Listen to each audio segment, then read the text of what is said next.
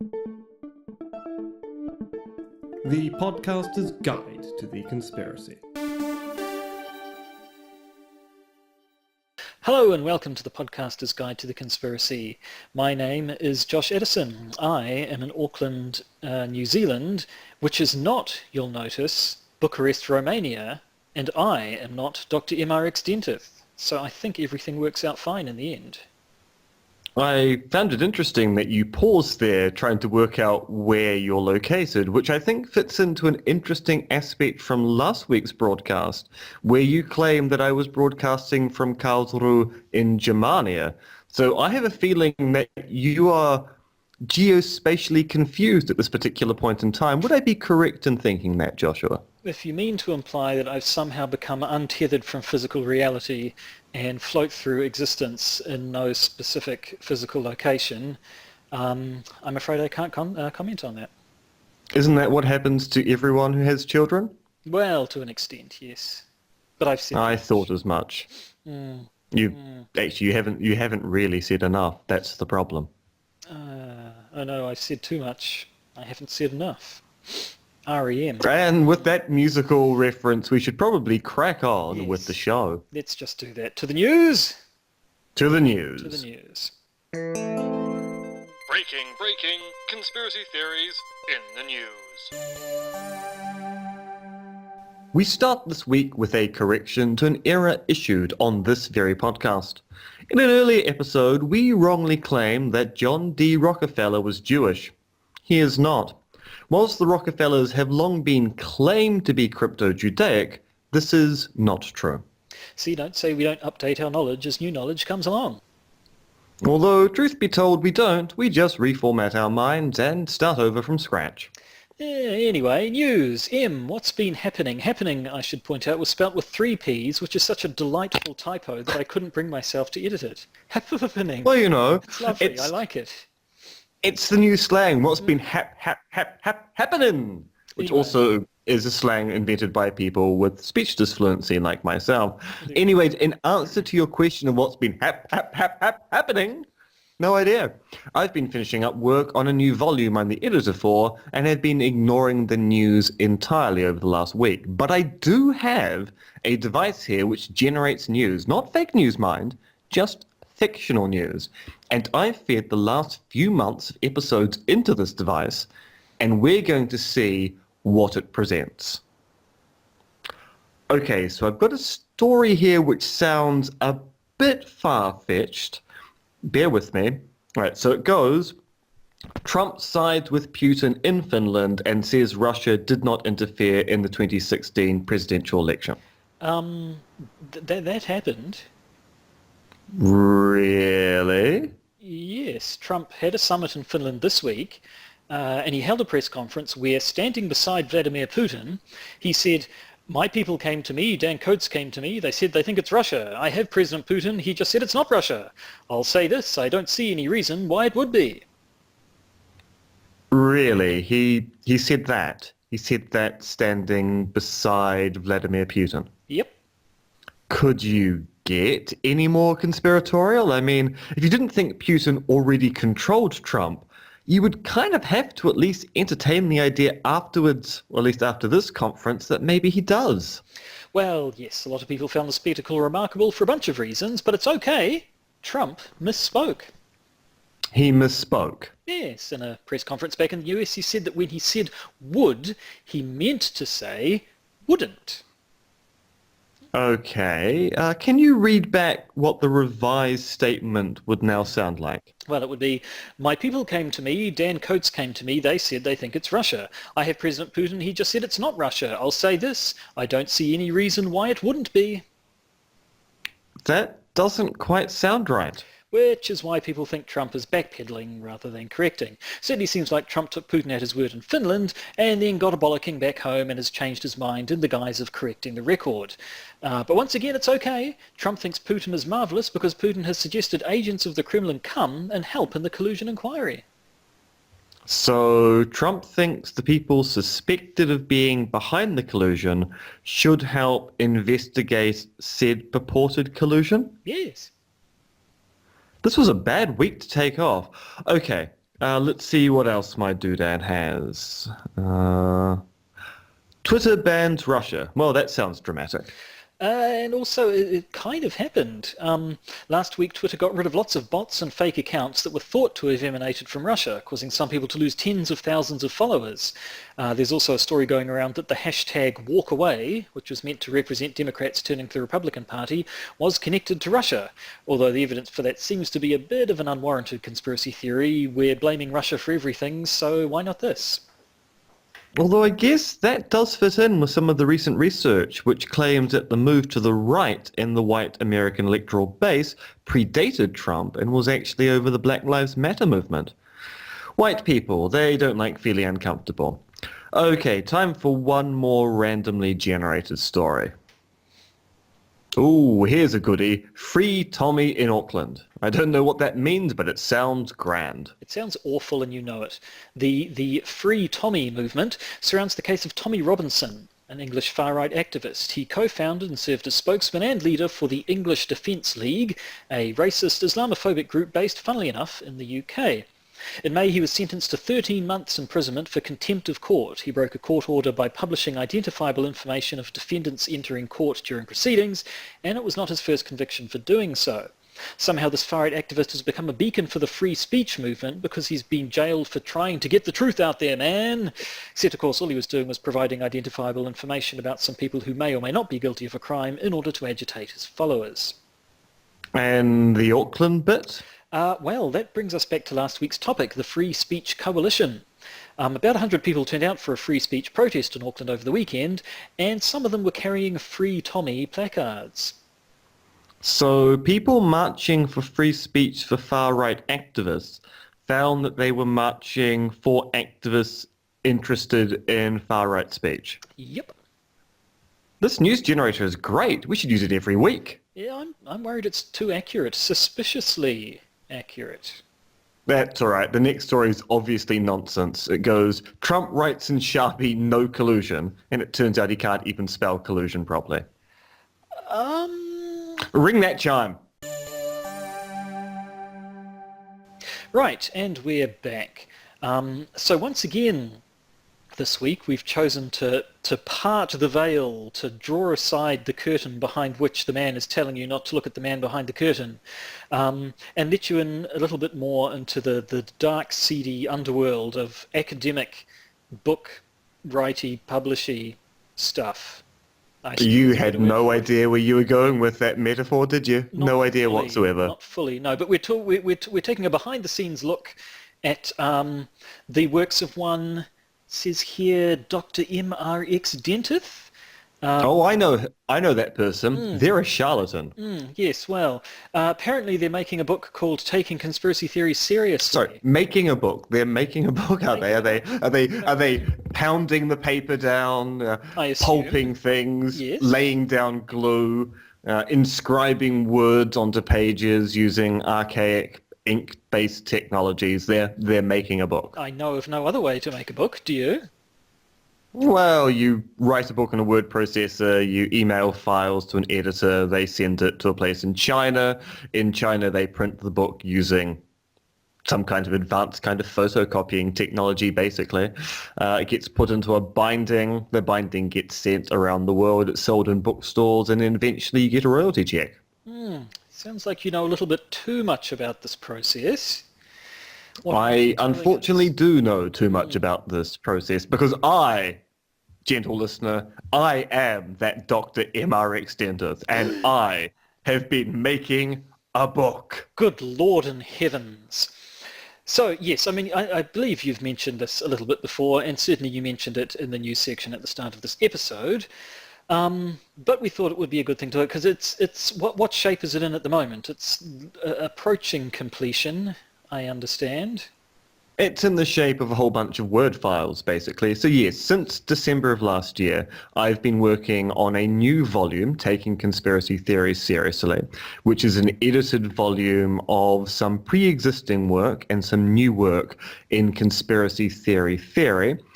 And my job as editor has been to kind of corral academics and get them to produce work, which in some cases has been very, very easy. and in other cases has been occasionally nail-biting on getting things in on deadline, as well as writing a set of introductions, because the book is in 2 sections, and a set of conclusions, because once again, the book is in 2 sections. So I'm both a contributor to the book and an editor of the book. And at the moment, the book exists as files, but those files are pretty much complete, and so those files are, if not with the publisher, they're transferring through the ether, where they'll then end up being sent to China, once again, to be printed in a book. So I notice, I mean, you're the editor, you're writing introductions and conclusions and so on. Is this your project, as it were, or did it sort of start, is it something you started and roped people into, or did it kind of start as a group effort between a bunch of you? Let me take you back in time to 2016, a era before Trump, before Brexit, a kinder, more pastel time. And I had a paper published when inferring to a conspiracy theory might be the best explanation in the Social Epistemology Journal. And the editor of Social Epistemology, which I think is still James Collier, then went, oh, this is great. We would like to commission some reply pieces to go into the Social Epistemology Review and Reply Collective. Can you suggest some people who might be good to reply to this thing? And he'd already tapped Lee Basham as one of the responders. He wanted to find out whether there was anyone else I could suggest. So I gave him a few names. And so Lee Basham wrote a reply to my paper, which wasn't really a criticism of the paper, but more a glowing endorsement. So he agreed with me on all substantial issues and pointed out some natural consequences of where my paper led. And James Collier went, do you want to write a reply to Lee's reply? And I was going, sure, I will write a reply to something which praises the paper, and it can just be a mutual back-patting situation. So Lee thinks my paper is great, I think Lee's response is great. We can just generate material where we're agreeing with each other furiously for long periods of time. So I then thought maybe we need to get someone else involved in the conversation who might have a slightly different perspective. So Patrick Stokes, a philosopher at Deakin over in Melbourne, Australia. I say over as if I'm actually back in Auckland. It's not really over anywhere from Bucharest. Just further over, quite a long way over. It's really stretching the notion of it being just over there to say that just over in Melbourne. But if I was in Auckland, saying just over in Melbourne would make complete sense. And so Pat has a slightly more skeptical take on conspiracy theory than Lee and I do. So Pat wrote a reply to Lee and to me. I then wrote a reply both to Pat and to Lee. And as we're going through writing these replies, James Collier gets in contact and goes, this actually seems like this could be the basis for a fairly interesting volume. Now, at around about the same time, Lee and I co-authored a response that was then co-signed by a bunch of other academics to a piece that appeared in Le Monde in 2016. So Le Monde being the major French newspaper.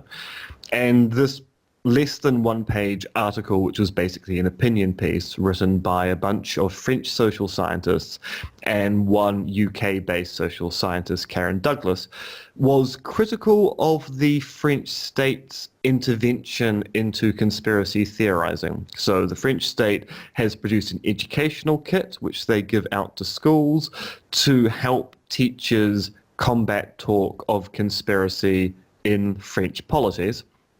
And the opinion writers for the Le Monde piece went, these seem like untested mechanisms.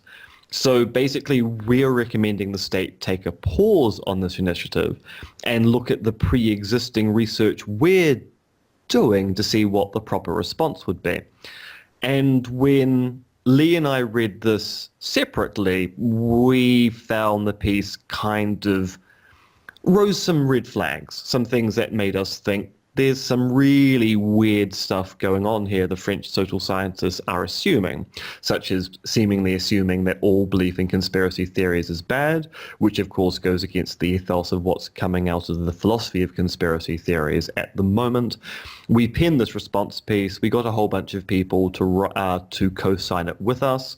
The authors of the Le Monde piece, Sands, Karen Douglas, then wrote a response to our response. We wrote responses to that response, and that then gave us the material to devote an entire book to conspiracy theory. So is this going to be sort of an academic text, or is it for a more general audience? It is aimed at an academic audience, so it's coming out from Rowman and Littlefield. Rowman and Littlefield are mostly known for producing academic textbooks, although they also have imprints that produce, say, a social epistemology series, a series in psychology. We're coming out in their social epistemology series, but it is very much a book aimed at an academic audience. Although that being said, I think much of the material in the text is actually amenable to a general audience reading as well. Oh, that's good. Now, I've had the good fortune of being able to read sort of an abstract of this book and an overview of the chapters and so on and so on and so on. I guess maybe first of all, your co-authors here, their names that for the most part will be familiar, I think, to long-time listeners of this podcast. In fact, some of them are people who have appeared on this very podcast in your interviews. Dun, dun. Yes. Can you give us a quick rundown of who's in it, what we might have heard from them before, or if they're new to our listeners? A couple of the names. All right, so people we've heard from before, we have Martin Orr from Boise State, Idaho. I've co-written papers with Marty. Marty is a good friend of mine. He's a sociologist, I'm a philosopher, but we find that we've been able to kind of bridge that conceptual divide. Jenna Hustings, who's also from Boise State, also a good friend of mine. We have met when I was in Boise State last year. Yes, it was last year when I gave a talk at Boise State University. So we've also heard her on the podcast. Charles Pigden, who of course we interviewed for the podcast about 3 years ago now. Has it really been that long? It probably was. It was before I came to Romania. Who's based down in Otago. So we've heard from him as well. And then people who have been mentioned but have never actually featured on the podcast. Lee Basham from South Texas College, Patrick Stokes from Deakin in Australia, Curtis Hagen, who's now retired, Marius Raab from Bamberg in Bavaria/Germany, and David Cody, who's just across the ditch from you in Tasmania. And for the most part, they're all philosophers, apart from Marius, Jenna, and Marty. Marius is a psychologist. Jenna and Marty are sociologists. So it is a slightly interdisciplinary book, and it's a book which takes conspiracy theories seriously, in that it takes conspiracy theory as something we should study to be a serious concern, but it also makes the claim that we need to treat each and every individual conspiracy theory we encounter in the world as a serious proposition that needs investigating. Now, going through the sort of the abstract, the overviews of each chapter here, there seems to be, at least in the earlier part, a bit of tension between philosophy and perhaps some of the other social sciences. Sort of having read through it, there seemed to be a bit of the other social scientists treat conspiracy theories this way, and we don't think that's right. Do you? I mean, it's an interdisciplinary book, so obviously some of these other social scientists are represented. But do you find philosophy is a little bit at odds with with some of the other other disciplines' take on conspiracy theories? I do, and I do from the sheer fact that the reading of the literature, I think, shows this kind of weird divergence, and also because as someone involved in the Cost Network Action Compact, which is the EU looking at conspiracy theories project I'm involved in, I'm very much aware that my particular position on conspiracy theory is often at odds with the other people working in the network, and that does seem to be divided somewhat on disciplinarian grounds, particularly between social scientists and non-social scientists. And this basically gets us down to a term of art we owe to Joel Bunting and Jason Taylor from a 2010 paper, Conspiracy Theories and Fortuitous Data, where they kind of speciate two approaches towards conspiracy theory we find in the literature. There's generalism. Generalism is the thesis that we can treat conspiracy theories as a class, and thus we can judge conspiracy theories because of the membership of that class. And generalists, by and large, take it that belief in conspiracy theories is pathological or irrational in some sense. And so because of that, we have a prima facie suspicion of these things called conspiracy theories. Philosophers, by and large, have adopted the other position, which is called particularism. And particularism is the thesis that actually we have to judge conspiracy theories like we do any other theory. We have to judge the theories on the available evidence and come to a decision as to whether we should believe or disbelieve this particular theory in this particular instance. So particularists say you can't judge conspiracy theories as a class, you have to judge them on their evidential merits. And so in that particular respect, there is a weird dichotomy in the literature between social scientists who by and large are generalists and philosophers who are by and large particularists. And I noticed going through the outline, it looks like most, if not all of your contributors do go for the particularism, except perhaps Patrick Stokes. He seems to have a slightly different take on it. But he seems to be so the Pat's lone view voice on there.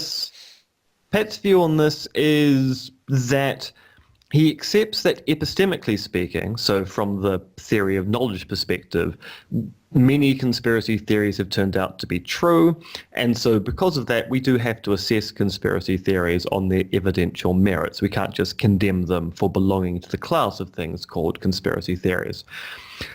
But he advances what he calls a reluctant particularism. And by reluctant particularism, he goes, well, look, conspiracy theorizing is a social practice. It's a practice that's done in socially constituted situations. And in those socially constituted situations, there are a whole bunch of narratives and things that people often tap into when they conspiracy theorize.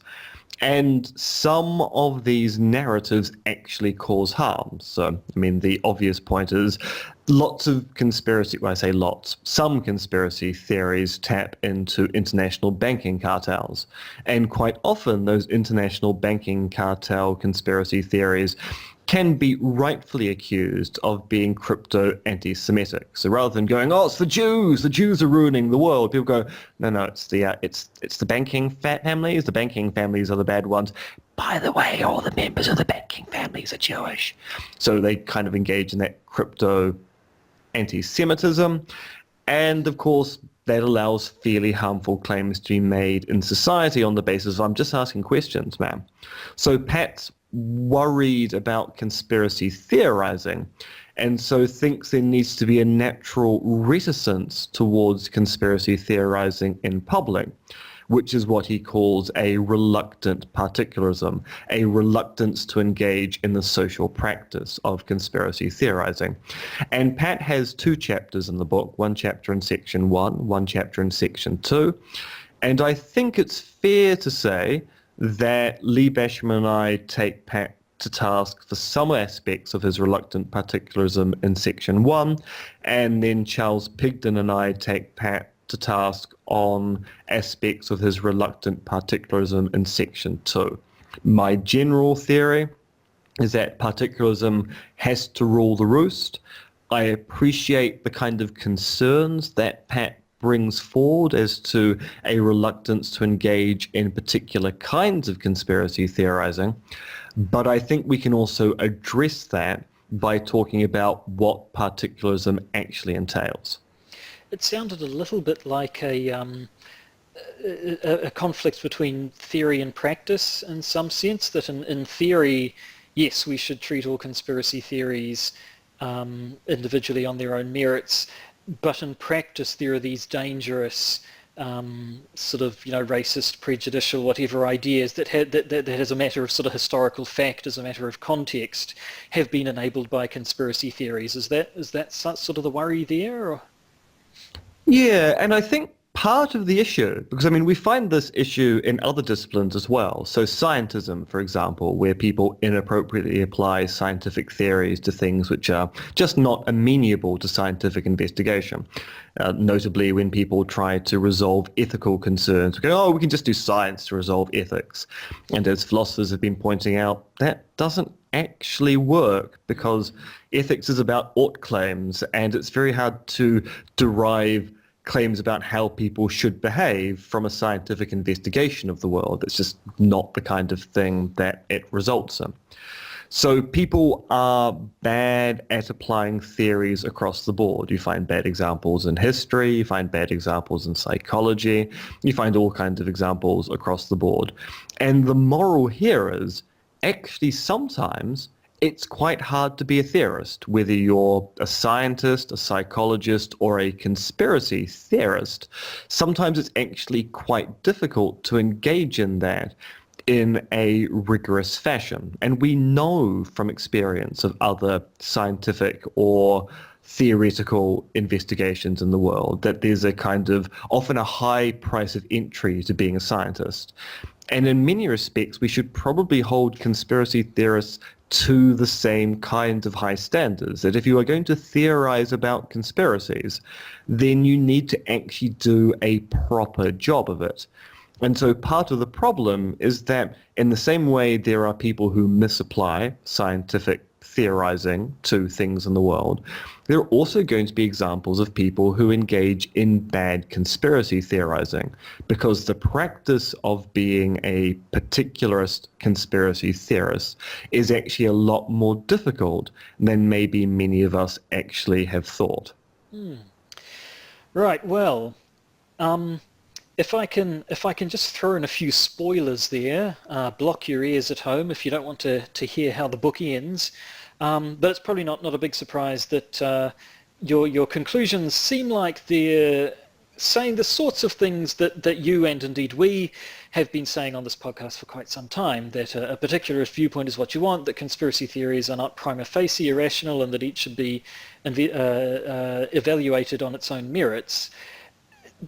Is this sort of are you finding it a bit of a vindication for yourself, or are you finding that your views have actually changed over the years and as a result of these sorts of discussions? I mean, it's obvious my views have changed to a certain extent over the years, because when I first started writing the PhD, I thought that I was going to be basically pointing out why conspiracy theories are examples of the inference to any old explanation. And yet, of course, the book starts with a reprint of my social epistemology article when inferring to a conspiracy theory might be the best explanation. So I've quite obviously flipped over time and gone from being a skeptic of conspiracy theories to someone who defends conspiracy theorizing. Whether I've had any major sea changes in the last few years, probably not. It's been a case of dealing with objections and finding ways to talk through those objections to point out why I think particularism needs to be the modus operandi for conspiracy theorizing, and indeed actually any kind of theorizing in any kind of endeavor. So I probably haven't made any major changes or changed my mind in a major way, but I've certainly been refining those views, and this book is a kind of natural culmination of the work I've been doing in the last few years, particularly the work I was doing in Romania last year. So when I was in Romania at the ECUB, my project was on investigating conspiracy theories, and the final chapter of this book is kind of a natural culmination of the work that I spent a year on in Bucharest from September 2016 to September 2017. Well, there you have it then. So, do you have an idea of time frames? Is it still a little bit up in the air, or do you know when this book... The book is going to be available December of this year. Oh, jolly good. That's not actually that far away, is it, I suppose? It's not, no, and it should actually be much more affordable than the last book. So listeners to this podcast who have gone, oh, we should buy a copy of Dr. MRX Dentith's book, oh my God, it's so expensive, and it is. It's an expensive volume. It's about 100 US. This volume, I believe, is going to retail much closer to about 40 US with a electronic copy which is even cheaper. So this might be the perfect Christmas gift to give to your beloved family member who also likes academic treatises on conspiracy theories. I haven't really thought that one through. Maybe it's a perfect Christmas gift to give yourself this Christmas. Why not give yourself the gift of taking conspiracy theories seriously from Roman and Littlefield? Let that sweet, sweet royalty money come flooding in. Those torrents Well, actually, this of cash is that actually going to fire be hose at your interesting academics. in that my previous book, which has a very high price point, sells copies every year, so I get a small royalty check. This book is cheaper. So, of course, the royalties I'm getting are much more reduced, even though it's the same royalty level, which is about 5%. Of course, because the book is cheaper, I get less money from each copy sold. But because the book is cheaper, in theory, more copies of it will actually sell. So I'm interested in when 2020 comes around, which will be the first time I'll get to compare and contrast two different royalty checks to see just how well the book sells, and whether my theory that if a book is cheaper, more people are likely to buy it is actually true. My suspicion is it is. Well, we'll have to compare. I have never published a book, it must be said. Although the company that I work for became publicly listed a few years ago, and as employees we were given a chance to buy shares in the company. So I get a dividend check every 6 months, and every time I get it, I look at my sweet dividend check and think, hey, someone's going to be upsizing their combo this evening. So we'll have to see if you can, if your royalty funds can in any way compete with the fruits of my stock market endeavours. I'm a high-flying share, well, not trader, I suppose. I'm a share owner. That's what I am. I'm a shareholder. That's the official word. I'm a shareholder. See, my metric is, will my royalty checks allow me to buy a decent bottle of whiskey? And that's basically all I'm concerned about. Will the royalty checks be sufficient to buy me a decent bottle of whiskey? This year's royalty check, the answer was no. But next year's royalty check, well, I'm hoping to be rolling in the whiskey moolah. So there we go. Well, go buy Dr. Dentith's book, and then maybe you won't have to keep embezzling funds from our Patreon account, which I assume you do. I have no proof of that whatsoever, but I would certainly if I were in charge. Well, I'm glad you're not in charge then. I'm really not. If we've reached the point where I'm accusing you of embezzlement and grand fraud, we've probably got to the end of an episode. Josh, we don't make enough money on the Patreon account for me to engage in grand fraud. Well, I don't know. Those are some shiny-looking glasses you're wearing. Are they solid platinum? No, I have a feeling Deny they're it. just Deny it aluminium. to my face. You do realise you can actually go to the Patreon page and look at the number of people who are donating money and how much money we're getting a month. I think you could do some basic research there and realise that grand fraud is just off the table. I don't have time for basic research. What am I, some sort of academic? Sitting there in my ivory tower, getting books published so that people will remember me for decades after I'm gone? No. I'll die alone and unloved, I assume. It's true. You will. I mean, that's actually already been arranged. It's just we're just waiting for time to catch up now. And you'll just stand on my grave, just showering that Patreon royalty money all over me and dancing, and then laughing. Oh yes, I know. Believe me, I've got a separate jig for every friend of mine that when they die, I'm going to dance on their grave. Well, that's something to look forward to. It's going to be the most successful YouTube channel I ever run. Speaking of things to look forward to, so you are back in New Zealand in a week and a half, is it, ish? Well, basically, I'm back on the 2nd of August. Right, so will you be flying next week around this time, or will we have one more episode before you're back? No, so we'll be recording next week, and then I leave the Tuesday after. Right, okay. So we still have one more episode. And I suppose this is a good time to point out that if people have spotted that the sound is really, really wonky this week, Skype decided to upgrade itself from a version of Skype where I had a lot of control over audio to a version of Skype which gives me virtually no control over audio whatsoever.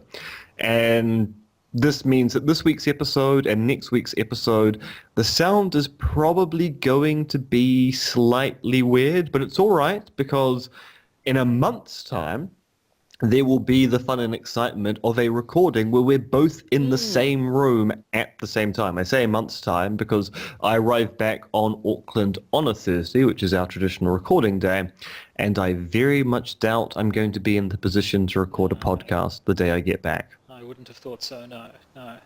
But yes, so we won't have to be relying on flinging our voices at each other over the ether via Skype. Incidentally, I'm on Windows, and the Windows 10 Skype app is equally as rubbish, but at least on Windows I can it will also allow me to install an older version side by side. So things Skype on Mac just forces you to upgrade as soon as you launch the application. It's really, really annoying.